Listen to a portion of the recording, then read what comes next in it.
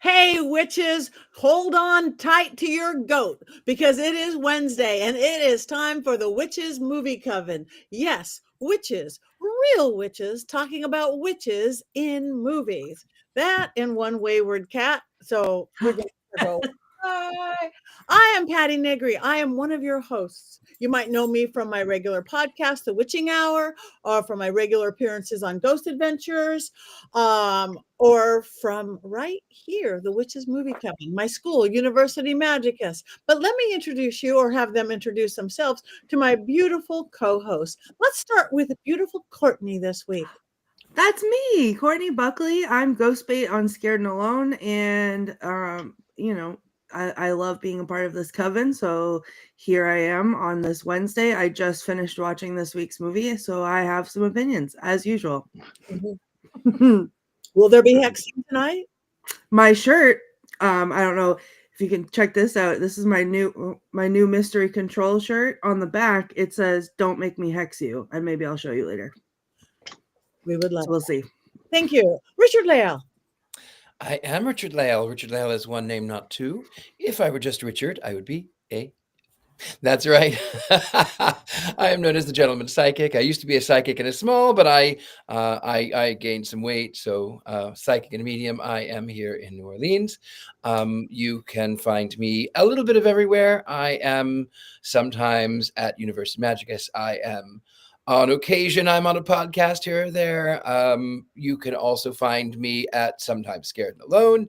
You can find me a little bit of everywhere. I'm really easy to find. I'm just the gentleman psychic, where all gentlemen psychics are sold. Thank you very much. Our fair-haired Jason Mankey. So you say fair hair, that could be Heather too, right? So you never know. I'm a Llewellyn author. This is my latest book, which will be out in May. High Priest, a biography of Raymond Buckland. It's my 10th book. I write a lot and I travel a lot. Next week with Heather, I will be in Minneapolis at Pagonicon. I'm very excited about that. Beautiful. Thank you very much. And speaking of Heather, moving to Heather Greene. Hi, I am Heather Greene. I am the author of Lights, Camera, Witchcraft. I actually have it right here.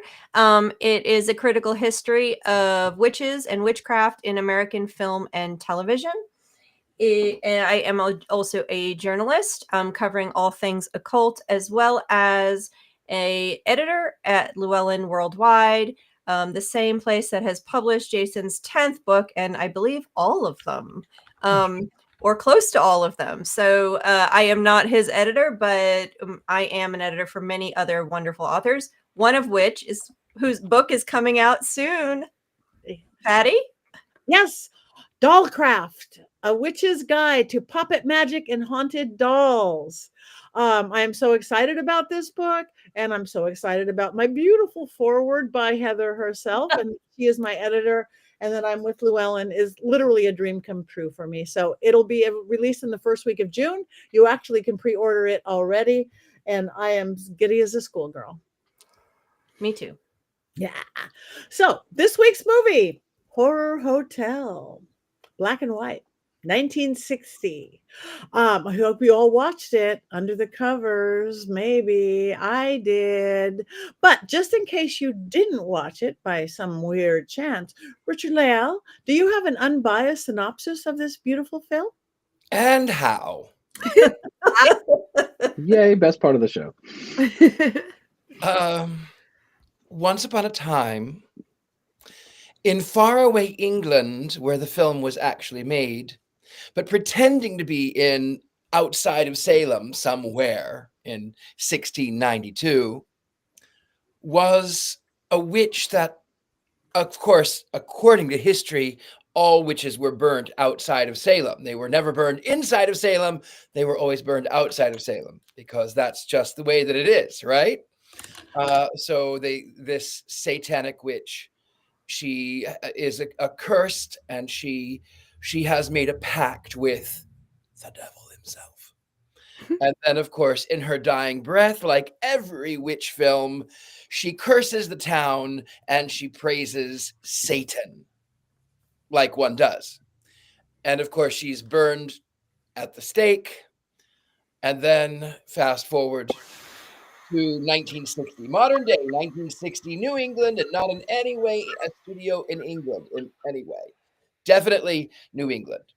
A college professor, Christopher Lee, is teaching about witchcraft and, of course, about the burning times that absolutely 100% was historically accurate, and any professor would know that.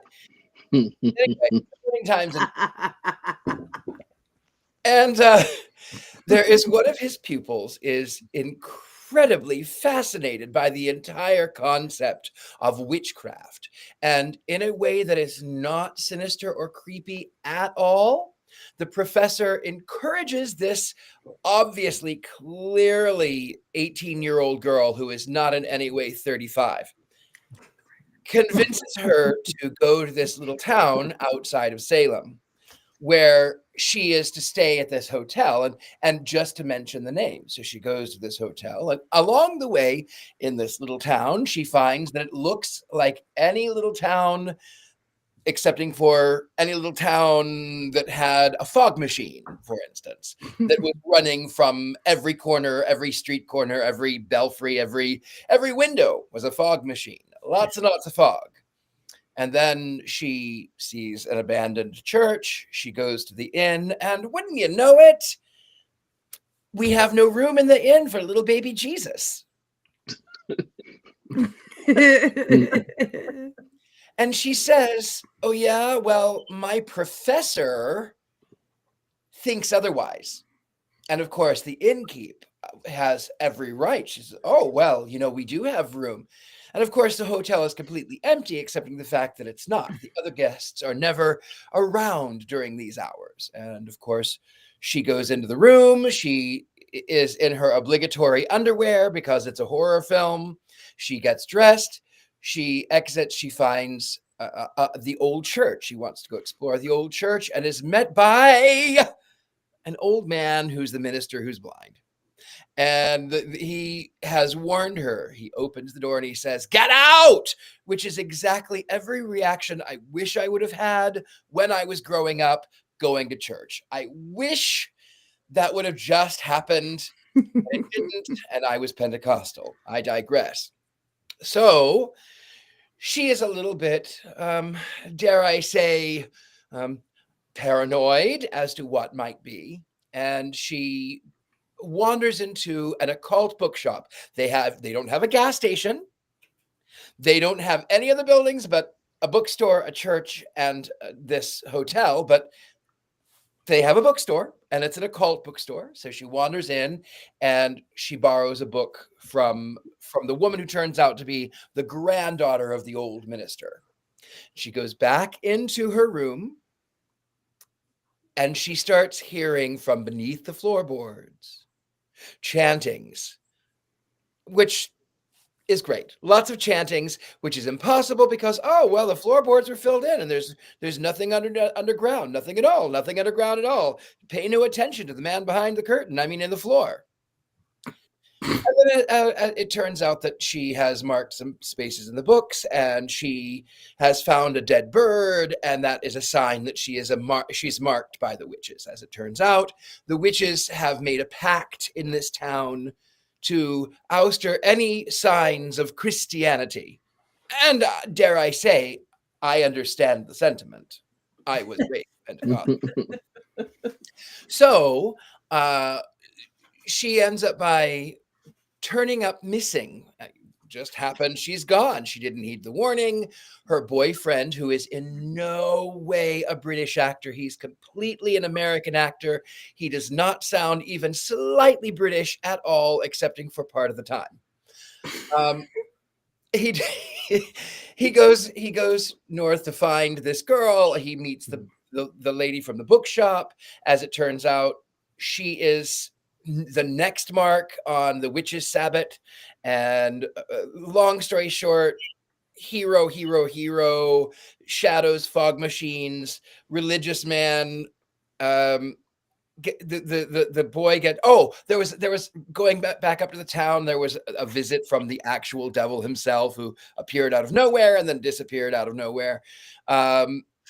the hero goes off to save the girl, gets stabbed in the back by the witches who are trying to kill her. And then he stumbles upon the crosses, which why in the world are there crosses if they're witches and they didn't want crosses? They couldn't even come near. They're not vampires, they're witches. Anyway, so these non-vampire witches somehow burst into flames as he is dying and dragging the cross forward, and then more fog machines, and then 20 minutes of credits. That's about it.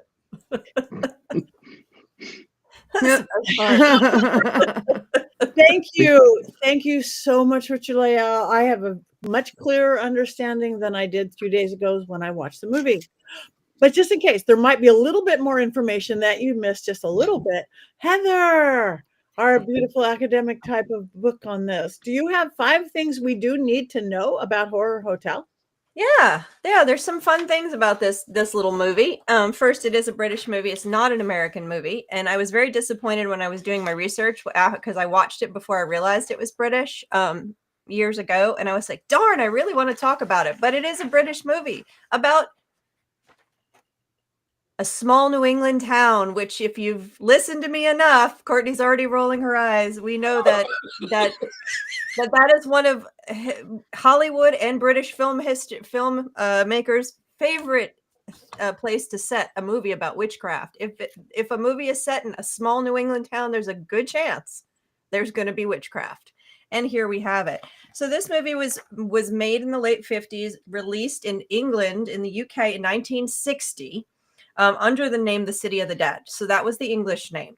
It got really bad reviews. It got released in the US as Horror Hotel. A little bit more of marketing decided to change the name. That happens frequently. That's not unusual. It was directed by John Llewellyn Mankey, and this is his first big film, if you could call it a big film. And then he went on to direct a ton of, and I have a list of, it's fun, a ton of TV episodes that you guys will all, especially people who are of a certain age, including Magnum PI, Murder, She Wrote, Matlock, Scarecrow and Mrs. King, Charlie's Angels, Kung Fu, Shaft, Mission Impossible, Hawaii Five-0. So he was really big in the TV directing scene for a long time in the 70s and 80s. So that is the basis of it, all of the good stuff. Now, this movie was actually originally created was going to be a series in Boris Karloff series of TV shows called Thrillers. So thrillers were released 1960 to 1962, 3, and it was sort of like Twilight Zone. It was around the same time. Popular shows like Twilight Zone, Outer Limits, these were shows that were happening. There was another one I can't think of the name of right now. It was similar, paranormal-esque, spooky TV type shows about weird things were really becoming popular at this time. And so this was one of them. Boris Karloff did this particular, Thrillers, and this was originally going to be written for one of those episodes. The Thrillers, interestingly enough, and maybe we'll do this as a series, it kind of would be fun, had 4 really interesting witchy TV shows that I looked at. One is called The Weird Tailor, A Wig for Miss Devore, La Strega, God Grant That She Lies Still. A lot of these have to do with similar things where you have a witch coming back from the dead or something. A witch coming back. Ah, he got you this time. That's been 2 weeks at least of him trying. Richard-Lael, we're going to have words after. Someone's going to be hexed. And I don't hex people on this show, so be ready. Anyway, so there's Boris Karloff, his famous role. So anyway, he did this show, and there's a lot of witchy stuff. Not all of these type of shows had witchy stuff. The Thrillers did. And so this eventually, the script they wrote was too long, and they turned it into the movie that we know today, City of the Dead. So the timing of this, as I said, is kind of interesting. This is number 3, early 1960s. So in the UK, similar to the US, but not quite. But I have to speak about the US because that's my area, is that by the late 1950s, Hollywood started to break down the code. So you started to see a little bit more you started to see horror move closer to what we know it to be, the satanic witchcraft stuff. Prior to this, there was very little. The very first film that really put Satan in a witchcraft film is a Roger Corman film, which is 1959. Then you have some of the Twilight Zone stuff, the thriller stuff going on TV. You have another Roger Corman film, and you have some schlock films like Naked Witch, which is a really fun 1961 to watch, and we can do that. And you have a bunch of other similar low budget films. House of Black Death is really fun to watch, 1965. I highly recommend. Which we can also do. So there's a bunch of them, but there's few and far between. This movie really feels like we're getting close to the 1970s. It's not quite the 1970s horror film, but it's getting there. And it's a little early for it, but it's getting there. And this is one of the signs we're moving in that direction. So it's really interesting. And it involves the representation of witchcraft prior to 1969 really wasn't very good, but this one has little pieces in it, although mostly it's what you would expect. More like what you get out of the 70s films, with a little bit of maybe something recognizable, but really not. But I think they could have redone this film in the 70s and it would have been successful as well. Just changing the hairstyles and the clothing. So that's it. And the cast, really, there's not many people that are notable. Mostly are British actors. There were a few American actors, Richard-Lael in this. They all had the affected accent, though, that was very prominent during this period of time. But of course, the most notable, and here, hold on, there he is. The most notable actor, of course, Christopher Lee, who we just saw last week in Lord of the Rings. He's in our Wicker Man. Do we have our Wicker Man photo? Of course, yes. Lord of the Rings, Sleepy Hollow, Dark Shadows, of course, Dracula. There he is, Dracula. He is Count Dooku in Star Wars, and of course, he's in a host of other films. I think we said a couple others when we were off that we can't list them all. Oh, Return from Witch Mountain, one of my favorites as a kid. So there's a ton. I mean, this man has done it all, right? Then the other actors really aren't ones that are terribly notable. They have a few credits to their name. One that might be interesting would be Anne Beach. She played Lottie. She was the mute assistant that eventually gets killed. She was in Hotel Paradiso. She was the mom in Notting Hill. She was also a character in James and the Giant Peach. So she had a few credits there that were notable. And then number 5, this is something I totally pulled off of Wikipedia. I'm going to just tell you, is that even though this film is something that we probably never heard of, most of you probably never heard of it, it has a legacy. No, there's no musical, Courtney. Horror Hotel, the musical, sorry. But it is in music. And I have a list. And I actually did check the Wikipedia out before I would report back to you guys, of course. But it's been mentioned in a number of musicals because music in lyrics and stuff. And it is not surprising because during the 70s and 80s, there's this notion that the occult saved rock and roll. There's actually a book, or saved music. There is a book actually by that name. And that the occult was used by a lot of bands, occult imagery and stuff. So you have, for example, Iron Maiden uses a clip from the movie in their Bring Your Daughter to the Slaughter. You also have Rob Zombie sampling the line Suspicion, Fear, and Jealousy from Christopher Lee. You have the same thing happening in the Misfits song Horror Hotel. Or no, I'm sorry. They named the song Horror Hotel. You also have clips in Witching Hour, the song by, I think I can't read my own handwriting, in the Moment. King Diamond, clips in Sleepless Nights video, and the punk band UFX uses video clips in the video for their Bitch video, whatever song. So it's used, which I thought was really interesting because it's this little film. It's that also did in the public horribly. domain, though. It is in the public domain, so you Which, can yeah. sample it to use occult stuff, and it's all out there. So that's really interesting. And the one thing I have left to say, if you really didn't get the plot, all you have to do is understand that if Psycho, Rebecca, and Mark of the Witch had a love child, it would be this movie. Psycho, the movie Rebecca, and the movie Mark of the Witch. That is this movie, and I can talk more about that later.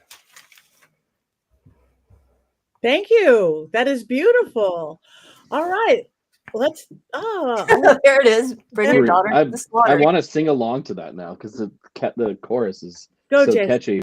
But we would have to like pay for we'd have to pay for me singing the song because of ASCAP. We would have to pay with our ears, I'm afraid. Also that bring your daughter, sorry. Oh, there we go. That's it.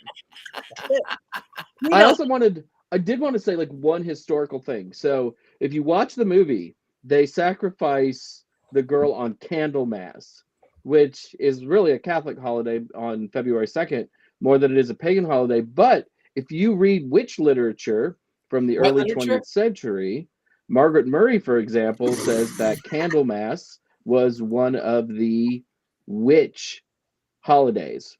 It was not as important as others, but it was a witch holiday. In Gerald Gardner's witchcraft book, Witchcraft Today, he calls the February Sabbath February Eve because the witches would have practiced on January 31st. But in his second book, The Meaning of Witchcraft, which came out in 1958, he calls the Sabbath Candlemas, which leads me to believe they might have done a tad bit of research on witchcraft when they put this movie together. And I think you're absolutely right. I think, and I actually tried to search for that details, and there's a few other things that I couldn't have access to because I don't have full access to the Margaret Herrick Library. But this was right after all of that was coming out and released in the UK. So they absolutely would have had some access to it. And this might be the first instance of that in the UK, at least. So absolutely, I think that's fascinating. Yeah. Thank you. Okay, we'll start. I will start. And I think part of I completely was engrossed in the film. It's the first time I ever saw it. And I watched it. I was literally in the Puget Sound on a Vashon Island, alone on a farm in a farmhouse on an island that doesn't have Uber or Uber Eats, and I didn't have a car. And this was the kind of the perfect movie to watch because I'm alone. So, once I got past the finest use of fog machines I have ever seen, it's like my husband comes from Fresno. They are known for their two-leaf fog. They don't have this much fog, and they are known from blinding fog. But I thought for 1960, they did pretty damn good with it. So I totally got engrossed in it. That's how I'm watching it, as a movie, not as a witch, not as anything else. And I totally was there. I got scared at all the right moments. I felt for that little girl being alone, the little 18-year-old, 36-year-old. It's just everything about it. Even though this was going back to my early days on the Witches Movie Coven, watching it on my iPhone, under the covers, and I wasn't under the covers, so I didn't wake up my husband. He wasn't there. I was under the covers so that the witches didn't get me. And the fog didn't get me in my Pacific Northwest that I was. But I bought into all of it. I mean, silly movie. It's a horror movie, the kind that I like. Everybody gets knocked off. Where's everybody? The family goes to find her. And I love that late 1950s, 1960s sensibility. How you had cocktail parties, how you dressed. That was just the height of everything. Because my parents were that was my parents. My mom in those 1960s had these weird cocktail parties where everybody carried what we would almost call a briefcase. Everybody had big orbs. I got big orbs. I've got big orbs. I cannot. Wow. Best comment of the night. We need a T-shirt of that. I've got big orbs. I dash definitely- Patti. Oh, no, my dad, I remember, and I think I have it from like 50 years ago. They had these, they were like little suitcases. They looked like half the size of a carry-on. They were portable bars. You would open them up, and one side fit a bottle, and you had your 2 martini glasses, and you had your shaker, and you had your, you measure your thing out, and you had all the little bar tools in one easy, like purse size hand. And that's what I was a kid growing up to. And that's what this movie looked like to me. And it made me so very, very happy. That and the fog machines. That's it. That's all I got. We can talk about witchy stuff later. Courtney hasn't said anything. Yeah. Is anyone sure they want me to? Yes, Because- Oh yes. yes, we are Oh sure. boy. Oh, All right. psycho. Well, let me set the stage then. Obviously, I had never heard of this movie before. And I did what I do every Wednesday, which is I look up where to watch it and then check how many minutes it is, so that I can plan accordingly so I can be finished by the time we're ready to go. So an hour and 19 minutes. Oh, that's my shirt. I'm wearing the sweatshirt version of right now. An hour and 19 minutes, and I was ready to go, and I chose to watch it on YouTube because it was free, and I started it, and the first thing I saw was the chanting of burn the witch, and I thought, great. Here we go. It's my favorite thing that ever happens in every movie, because they were dressed like Puritans, so I knew what was coming, and then it was a small New England town, and I was like, amazing. I'm going to gouge my eyes out about it. Then I kind of liked I did like the set of the town. I thought it was very spooky, and I wish that I could be there, and it would be a great place to have a haunted house. But somehow this movie felt longer than Lord of the Rings last week at an hour and 19 minutes. I felt like I was watching it for one entire eternity. And to me, the best part of the movie was the constant stream of ads on YouTube. So I feel like I was like struggling to pay attention as usual to some of these. And what's so amazing about that is Richard-Lael's entire unbiased synopsis was everything that I retained from it. So I feel like I did a pretty good job as far as, paying attention to it, but it was just not my kind of movie. I think that she was definitely, I don't care if she was actually in her 20s, she looked like she was at least 35. I could not get past that. The lady, the witch lady who was just always standing around. What like lady? This, like, the who lady.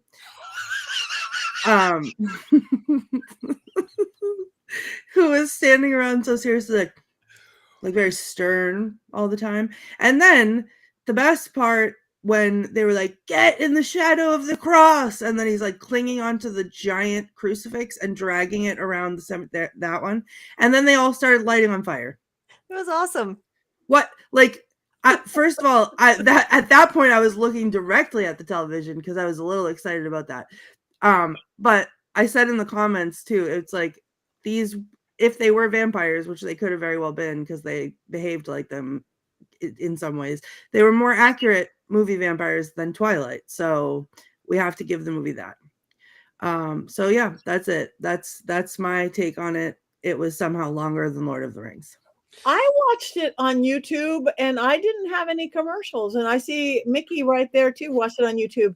Not many ads. I watched it on YouTube without commercials at all. I watched it on every 6 minutes. I actually was timing the commercial, sometimes as quick as 5 minutes, and I got a commercial in the first 2 minutes of the movie starting. And with 2 minutes left in the film, I got another commercial. And they're never synced up to a place. No, in the middle of sentences. For a commercial. Yeah. Well, that's why I pay for Prime, even though it's silly. I don't like commercials, and it is worth it for me to pay to never have a commercial. I normally do, but I had a hunch about this movie, as Taya sort of alluded to in the comments, because I talked to her about this earlier. But I had a hunch, and I didn't want to be upset that I'd spent $3 on it. So I decided to suffer through the ads, and I had seen Jason's text about how many ads are in the movie, and I thought, whatever. But it gave my ADHD a break, which I think actually helped in the long run, because I feel like I retained more because there was a natural break every 3 minutes. So it was a lot. Yeah. Maybe if you would have watched it though without the ads, maybe you would have enjoyed it a little bit more. Burn the Witch in a small town in New England. There was no hope for me for this. The only time that I've ever enjoyed that was Love at Stake, because it was ridiculous. I will say that I actually love the idea of Burn Witch. I mean, the only time I'll ever have a smoking hot body is if I am a burning witch.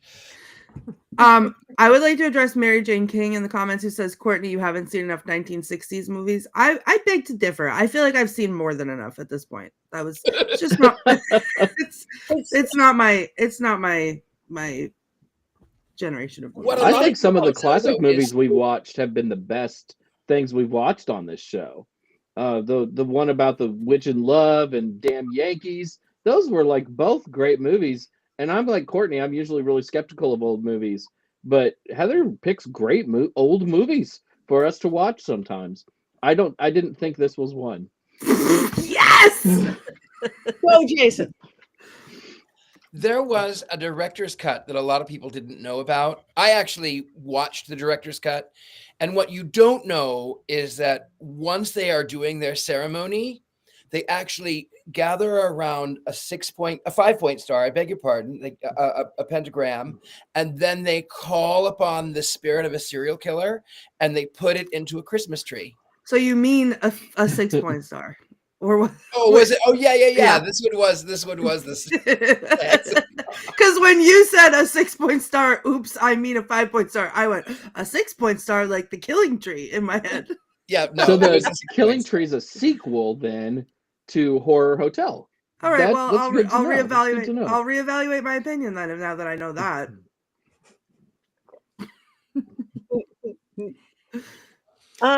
Richard-Lael.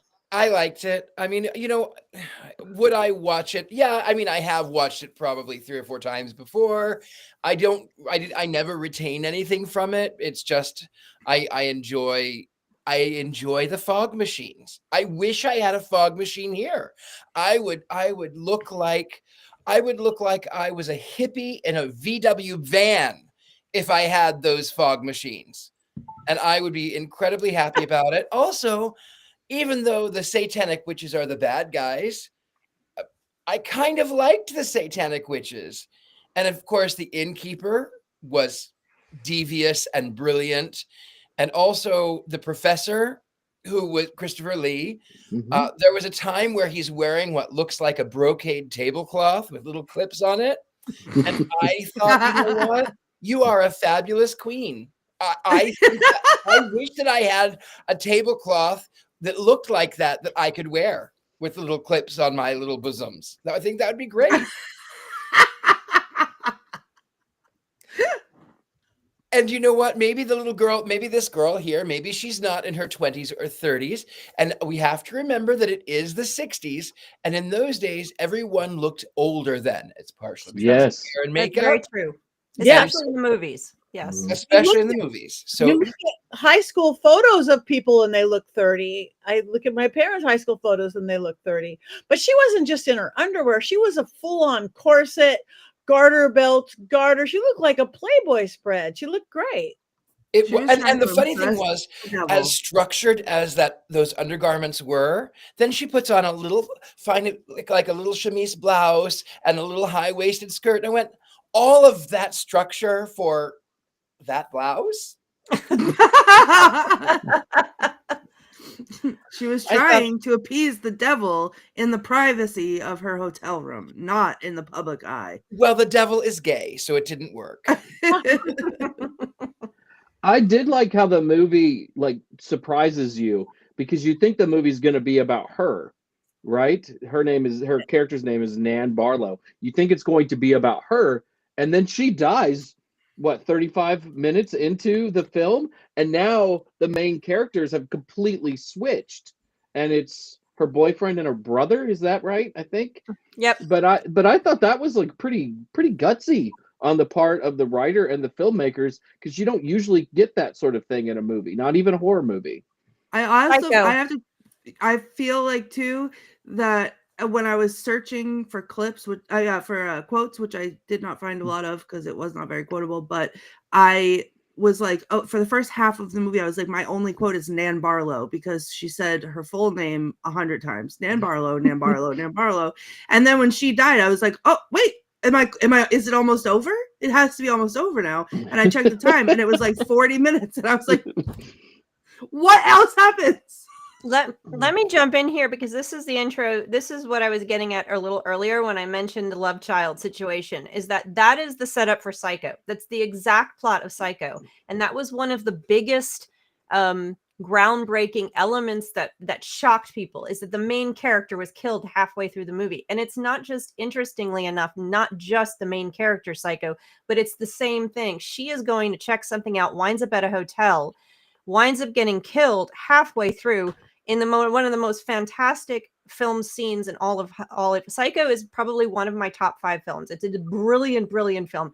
He is fantastic. Look at that. Oh, just takes my breath away.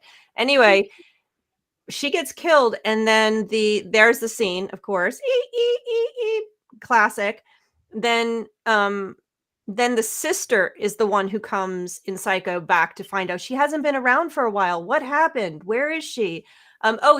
She's headed to go because she's escaping with money, but it's a different setup, but the concept is the same. The structure of that plot is exactly the same as this. So this gives off that vibe. And when I mentioned Rebecca, another Hitchcock, an earlier Hitchcock film, when Nan Barlow walks into the hotel and this dark woman figure comes down and starts talking and it's real creepy, that's right out of Rebecca. And if you haven't seen Rebecca, it's a brilliant black and white Hitchcock film. I can't remember the year of it. But based on a book, Rebecca de Mornay book, but it has the same feel. This has the feel of a Hitchcock film, which is what I noticed originally. And then I said Mark of the Witch, which is a 1970s film, which exactly that's from Rebecca. Same concept, same fear. Similar characters. And then if you add in the Mark of the Witch with a little dose of the Mark of the Witch, which is a 1971 film, horror film, where the girl is studying and interested in witchcraft, has a professor, and then winds up conjuring a witch from an old New England town 300 years ago. And she gets, the whole concept of the professor, the young student, and then this scary witch woman. So you have a little dose of that 1970s stuff coming in. So the 3 of them make up this movie. And I remember when I first saw it, I was like, this feels like Hitchcock. It has this feel to it. And Hitchcock movies move very slowly. They're brilliant. Absolutely brilliant. And I could watch them forever. I could watch Psycho over and over again. They move slowly. The movies at this period of time, just technically speaking, the shot sequences, there's fewer shots. The shots are longer. The action moves slower. Our eyes and our brains are used to current films, which have a ton of shots that move faster, and the shots go faster, and the timing is totally different. It moves slower then. And so you have to get used to that. But this felt like a Hitchcock film. I was thrilled when I watched it the first time. Very surprised. Loved it. As I wish I had a clearer copy of it to watch, cleaner visuals, but I loved it and I enjoyed it again. And I disagree with Jason. I think this is a great example of 1960s British horror, early horror, and I thought it was super fun, and I really want a giant cross that shoots flames at people. Yes. So I've got a question about the Psycho comparisons. Yeah. Psycho comes out in June of 1960. This comes out in September of 1960. The book Psycho comes out in 1959. Is it a coincidence that they both have a similar structure, or were they influenced by what else was going on at the time? That's a really good question. I don't know the answer to, because was there someone sharing information? Because that is Psycho's, one of the things that makes Psycho so unique. So I'd have to look at the timing of it. Is it possible that the script for Psycho was written and then someone got a hold of it and then wrote this script? I don't know. Now I'm sorry, didn't mean to interrupt. I'm just going to say this was also written as a TV show. So it was written shorter. So it might be coincidence because it might have been half. So I'm not sure the answer to that question. Yeah. it is an interesting coincidence. Sorry, Richard. Yeah. I have a theory as to why it is. I think it is a coincidence. Oftentimes, if you look in, Heather, your entire book is about during this decade we have this. During this decade we start seeing these things. During this decade we start seeing this other thing. Not to bring it back to my favorite show, but the Addams Family comes out in 1964. The Munsters come out in 1964. On the surface, it's a weird family, and they live in a house, and they're dark and spooky, even though they're really completely different. Mm-hmm. We have Bewitched. We have I Dream of Jeannie. We have Star Trek, and we have Doctor Who. Sometimes it's just mass consciousness, and things just sort of. And also, motels and hotels were really scary. They especially the ones they still are when you're in out of town places, like out of the way places. So. Maybe there is something to the fact that if you go to a motel or a hotel in the middle of nowhere, you might be dead. You might end up dead if you're a pretty girl. The other big thing though that this one does is it's killing the main character off. They're just killing a main character off. She wasn't famous. So even if they had gone first, it wouldn't been a big deal. But in the other one, they're killing Janet Leigh off, which is a major deal. Killing not only the main character, but killing off an actress that everyone knows. So the timing of it will be very interesting. And like Richard-Lael says, it may be coincidence, in terms of the hotel stuff. Yeah, all of that.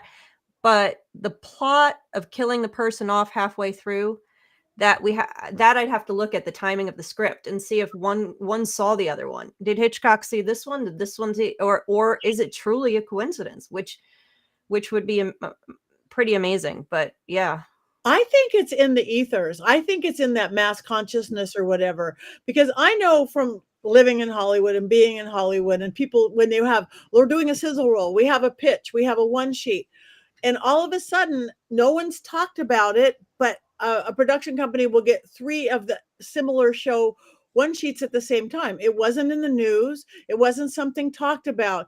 I believe it's literally pulled out of the ether. So in the ethers were these bad, incorrectly New England witches. I see it constantly with television, with YouTubers, with things that never make it to air because there's 12 submitted all at the same time, and nobody talked to anybody on those. There was not a book to read from.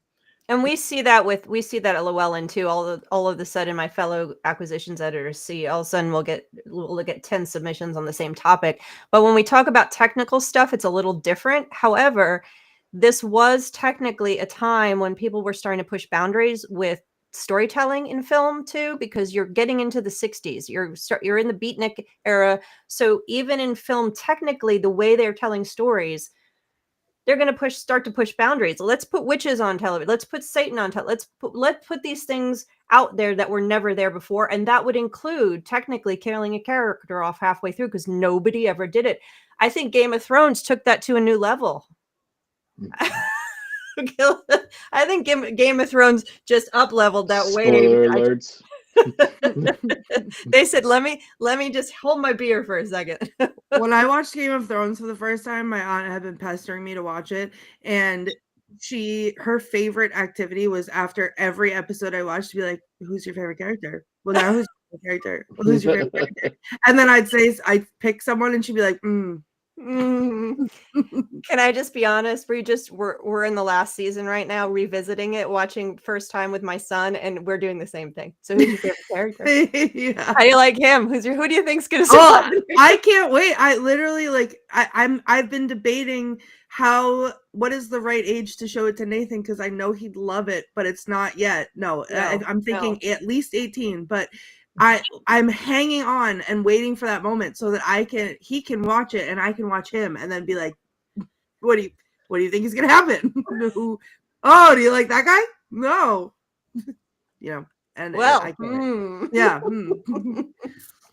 I watched Game of Thrones with my wife who had not read the books yet.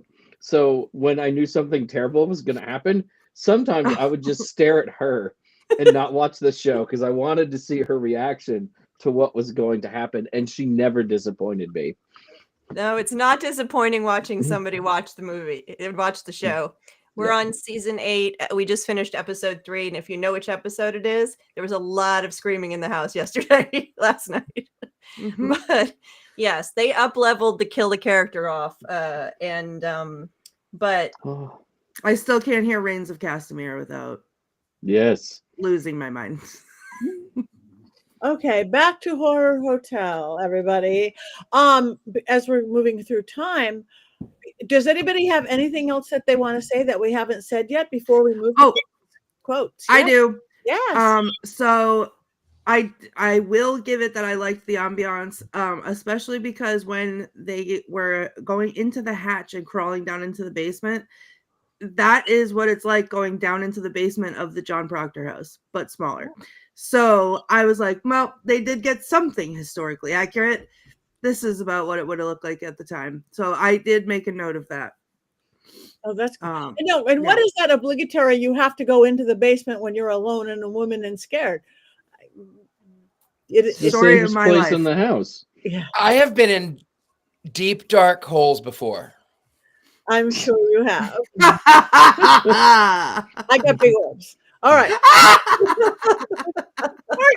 Courtney, do we have any quotes on this? get excited. I only have 2. Okay. Oh. Yeah, rein in your just adjust One of your them, please, one of expectations. them be burn, witch, burn, witch, burn. Please, It's please, not- please. No, I already said that one, and it's not. One that I thought was a little insightful was they were discussing like witches being tangible thing like versus science or whatever. So he says, I don't even remember who said it, but the guy said, when I look into a microscope, Driscoll, I see bacteria swimming, fighting, existing. That's real. These witches that were persecuted and burned in the 17th century were real too, but they weren't witches. They were pitiful human beings, victims of hysteria. And I was like, oh, great. Now stop saying they burned in the New England town, because they did not. And I didn't like that. And then the one thing that like caught me, and I paused the movie and I wrote it down because I laughed out loud, was when the cop shows up at the hotel and the antique dealer lady, the granddaughter of the preacher, is like telling him about the book, and she hands it to him, and he's looking at it, and he says, treatise on devil worship. I must put this in the report. Like, he was just so excited that he was already writing a report, and I was like, oh, write it down, put it in the report. So I thought that was fun. So those are my 2 quotes. And burn the witch, burn the witch, burn the witch. See, that's my favorite. It's so stupid. I can't like it because it makes me so mad. there was I'm a one hunka burning love. And wasn't there a little repeat when they were driving? How do you get to that town? How do you get to that town? How do you get to that town? That was kind of interesting. I don't remember exactly what they said. Neither Maybe do I, they- because it was Deja not vu. very quotable. Maybe they burned witches in Whitewood, Massachusetts, though. It's just a Maybe they different place. You know? Oh, here we go. Okay. Get ready. Oh, Whitewood, Massachusetts. Come for the witchcraft, stay for the fog. yep. Oh, that's so good. Mm. All about the fog. It's all about the fog. Yep. All about So there is no Whitewood, Massachusetts. It's not on any Also- map, but it Nope. exists. It's a small town outside of Salem. You would never have seen it. And it only Right. has 3 buildings in it. I mean, Sure. It's kind of like Brigadoon. It only Fantastic. appears every 7 years. And what's gonna happen is this is why the people in Salem are crazy about the Bewitched statue, because people watch movies like this and then they come to Salem and then they say, where were the witches burned? And the answer is England, and not Salem or Whitewood, Massachusetts. I'm going to come to Salem next time and go, where is the fog? I need some There. fog. Sometimes there's fog, sometimes there's a lot of it. You can have that. Yeah. But it But should be I all wonder- the time. Was the fog, or was it smoke from burning the witches? See, now you're Ghost- thinking. Ghost smoke. Is that what you're Is ghost suggesting? smoke? No, Mhm. just actual smoke. What does it look like when a body gets burned at the stake? How much smoke is there? It was so the burning people with the crosses was so cheesy and silly though. That broke me at the end. Especially it was you have to get caught in the shadow of the cross at night when there are no Right. shadows. In the fog. That was tough. That was tough. That cost me a whole point in my review of this film. We're getting into your review any second, the Mankey moment. But that burning of that first girl, was that not the sexiest strapped on wet t-shirt dress burning you have ever seen? I mean, give me the Yeah. chains any day of the week, but not the fire. Yeah. Yeah. So I get accused of being flaming all the time. Ba-ba-boom. we I'm a gotta- flaming witch. You're a flaming witch. Flaming. Jason. Well, like Courtney, I checked into the horror hotel via YouTube, and it truly was a viewing experience full of horrors. However, I did learn several lessons while watching Horror Hotel, so I thought I would share those lessons while replicating some of my viewing experience. Before Yes. signing up for any college course, be sure to visit ratemyprofessor.com. Reading this entry for Professor Alan Driscoll, Christopher Lee, would have saved everyone a lot of grief. Professor Driscoll is one part interesting and one part menacing. I also can't help but think he's flirting with me when he speaks to me after class. Also, it seems as if at least one student from Professor Driscoll's class goes missing every year during spring break. Perhaps the requirements of his term paper. Are you man enough for the new Dodge Ram? This is a truck for manly men who like to do manly things, like drive around the desert and run over cactuses. Skip! Are you worried about the weather on your upcoming trip to Massachusetts? Well, don't be. I have it on good authority that Massachusetts weather near Candlemas, February 2nd, is like a perfect fall day. There's no snow to worry about, no single-digit temps. You'll love it. Get over to Whitewood, Massachusetts as soon as you can, and don't forget to bring your swimsuit and swim in all that fog, and a robe to be sacrificed in. Having trouble with the big moment? Unsure you'll be ready when she finally says, now is the time? Never worry again when you enter the Bone Zone from Online Medical. Skip! Driving alone late at night on the back roads in the fog? If you are, maybe you shouldn't pick up hitchhikers. I'm pretty sure that's how a whole lot of ghost stories start. Sometimes you should just call it a day and head back to school. Turn right around. Tired of having money to do the things you want to do? Well, you don't have to have that money anymore. Instead, you can waste it all and end up in bankruptcy court at bet.com. Bet all your money on who will win the big game or how fast your pill from Bone Zone will work. If you can think of it, you can bet on it. Skip! Visiting Whitewood, Massachusetts? Here's a tip. Don't go shopping there in the dark, late at night, in the fog. Besides, there are only 3-4 buildings in all of Whitewood to begin with. Exploring can probably wait until tomorrow. My suggestion would be just to stay in your hotel room and keep to yourself. Late night dancing? I don't think so. Let's stay safe, especially on the grim dark night of Candlemas, that legendarily lethal night when the Catholic Church replaces old candles. Visit an old and abandoned. I'm about to cash this check for $50,000 for an accident I was involved in over 5 months ago. The same accident that the insurance company told me they would pay me nothing for because it was self-inflicted. If I hadn't upset Courtney Buckley, there would have been no hex. But now I've taken Courtney to the cleaners because I had to watch an ad every 5 minutes on YouTube to finish up this movie. That was the best one yet. and it was exactly what it was like. Mm-hmm. It was so accurate. One of the ads I actually quoted, the personal injury ad at the end. I actually quoted it from YouTube up until a point. They did not say Courtney Buckley. I do hex a lot of people. So. Okay. Yes.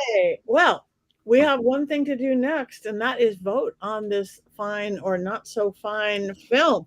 Before we get going, wands up. I'm not using a wand. I'm using a hotel bell.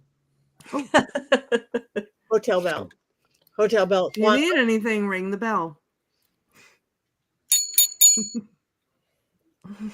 Okay, wait. I can Heather up. This is up, by the way. In case you didn't know, this is bells Your up. big orbs are up. My big orb is up. Jason is 3/4 up and Courtney's 3/4 down. Does that cancel each other out? Yes, it does. It's a good That film. makes it like I'm this is almost what it there. does. Yeah, that gives, evens out this way. that evens it out at a half. You even it out. So, okay, you people in the chat room, ceremonial dagger is neutral of Robert. One's up, gay Ryan. One's up, horns up for Calvin. Yes. One's almost up, Tabitha. You're a little like Jason, getting it up, but not quite there. Stilettos are neutral. Okay, we haven't had the second one's down yet, have we? Oh well, No. Court keeps No. down, but no. For a movie that deserved to be lost in the fog of time. Yeah, my bone zone needs another 4 hours. I actually would watch it again on a bigger screen this time, again alone in a farmhouse somewhere. Like Heather, that's the kind of horror film I like. So we got neutral and we got up. So what do we got next week? We got Snow White and the Seven Dwarfs, 1937, going back further in time because the new Snow White is coming out. So we're going to talk about the old one, the original. There is no new Snow White coming out. I refuse to believe that.